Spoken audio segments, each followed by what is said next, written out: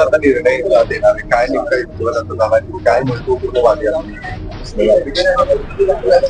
आरोपी प्रशांत कोरटकर यांच्यातर्फे वारंवार विविध न्यायालयांमध्ये जामीन मिळाला पाहिजे म्हणून अर्ज करण्यात येत आहेत आणि आपण पाहिलं की सगळ्याच न्यायालयांनी जवळपास प्रशांत कोरटकर यांचा जामीन अर्ज आतापर्यंत फेटाळलेला आहे.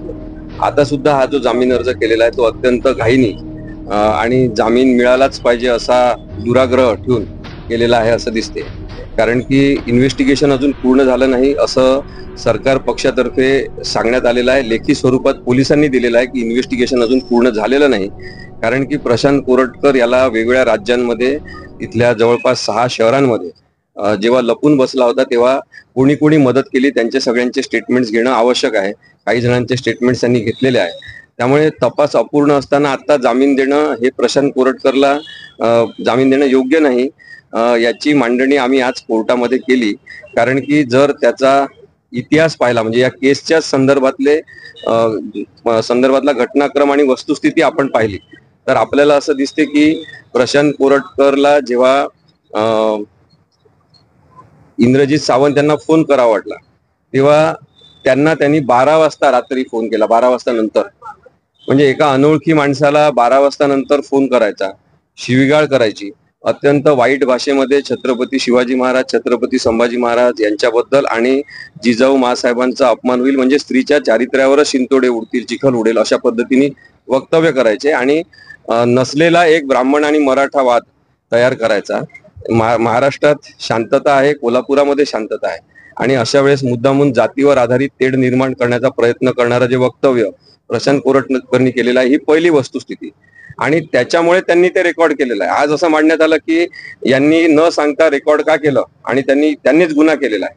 त्याच्यामुळे मी स्पष्टपणे कोर्टात पण सांगितलेलं आहे की जर इंद्रजित सावंत यांनी काही गुन्हा केला असेल तर त्यांच्यावर सेपरेट ऑफेन्स रजिस्टर व्हावा, ती केस चालवावी. आम्ही ती केस सुद्धा चालवायला येऊ. परंतु नवरा आणि बायको मधलं जे कॉन्व्हर्सेशन असते ते जसं प्रोटेक्टेड कॉन्व्हर्सेशन आहे, प्रिव्हिलेज कॉन्व्हर्सेशन आहे, तसं स्वरूप या कॉन्व्हर्सेशनला नाही.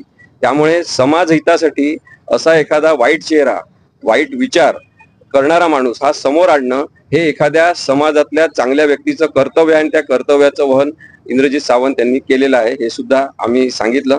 त्यानंतर प्रचंड मोठा पोलीस फोर्स ज्याच्या घराला सुरक्षा देण्यासाठी त्याच्याच अर्जानुसार करण्यात आला होता तेव्हा त्या पोलीस फोर्सच्या प्रोटेक्शन असताना सुद्धा त्या वेढ्यातून पळून जाऊन हा माणूस पलायनवाद करतो किंवा ऍब्स्कॉन्ड होतो हे त्याचं कौशल्य आपण बघितलेलं आहे.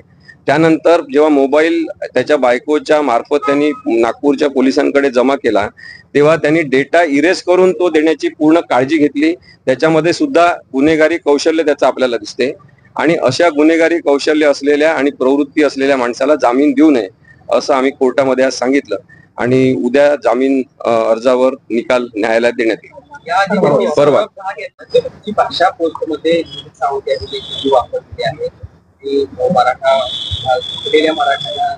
पाठवायचा प्रयत्न करतो म्हणजे त्यांनी देखील भाषा चुकीची वापरलेली असं त्याचं म्हणणं आहे. कारण सुनावणी दरम्यान त्यांनी हा युक्तिवादाचा प्रयत्न केला की कुठला दर्शवण्याचा प्रयत्न कोर्टासमोर हे त्यांचं काम आहे की आरोपीचा बचाव करण्यासाठी काही सांगणं, तसं मोडतोड करून ते सांगितलं जाऊ शकते आणि म्हणून मी स्पष्टपणे इंद्रजित सावंत यांच्या उपस्थितीत कोर्टात सांगितलं की त्यांनी जर तो गुन्हा केला असेल तर त्यांच्यावर केस दाखल करावी, ऑफेन्स रजिस्टर करावा. पण त्याचं कारण देऊन त्याला जामीन द्यावा असं म्हणणं होऊ शकत नाही. कारण की ही पूर्णपणे वेगळी केस आहे जी प्रशांत कोरटकरची आहे आणि ती पूर्ण वेगळी केस होऊ शकते. दुसरा मुद्दा त्यातला लक्षात घेतला पाहिजे की यांना रात्री जागून त्याच्यावर व्यथित होऊन विचार करण्याची गरज काय होती. कारण की प्रशांत कोरटकरनी 12:30 वाजता किंवा 12 नंतर फोन केला आणि त्या कॉन्व्हर्सेशन नंतर ते व्यथित झालेले आहे. त्यामुळे त्यांनी तशा प्रकारचं संवादच केला नसता, शिवीगाळ केली नसती, छत्रपती शिवाजी महाराज, संभाजी महाराज यांचा अपमान केलाच नसता आणि जातीय तेढ निर्माण करणारे वक्तव्यच केले नसते. यांचा त्यांच्याशी संबंध येण्याचं काही कारणच नाही. त्यामुळे प्रशांत कोरटकरमुळे हा संबंध आणि संपर्क आलेला आहे आणि त्याचा आता बचावाचा मुद्दा म्हणून वापर केला जाऊ शकत नाही असं माझं मत आहे. प्रशांत कोरटकर एकंदरीतच कशा पद्धतीने सुरक्षित जेलमध्ये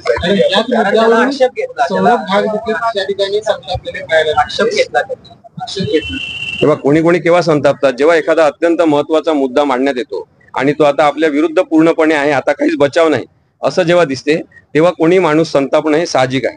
मी माझ्या मनाने काही बोलत नव्हतो. जो घटनाक्रम आणि वस्तुस्थिती बाहेर घडलेली आहे ती मी सांगत होतो. मी कोणती खोटी गोष्ट सांगत असेल तर त्यांनी चिडणं साहजिक आहे. परंतु इथे प्रशांत कोरटकरवर चिल्लर फेकण्यात आली की नाही, इथे कोणीतरी त्यांना कोल्हापुरी चप्पल मारण्याचा प्रयत्न केला की नाही, इथे एका वकिलांनी प्रक्षुब्ध होऊन प्रशांत कोरटकरवर हल्ला केला की नाही, या सगळ्या जर वस्तुस्थिती असतील तर प्रशांत कोरटकर यांनी जेलमध्ये राहणं हे सुरक्षित आहे.